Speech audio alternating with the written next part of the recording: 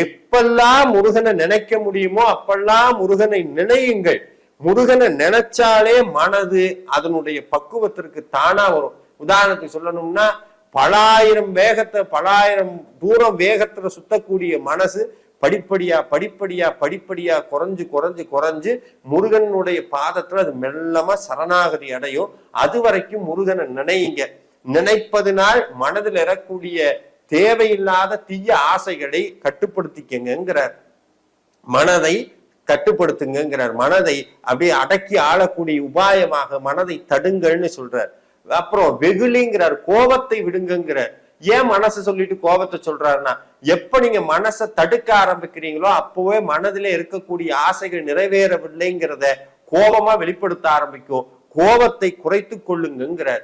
கோபம்னா என்ன? எப்ப நம்மளுக்கு பிடிக்காத ஒரு விஷயம் நடக்கும் போதும், பிடிக்காத நபரை பார்க்கும் போதும்,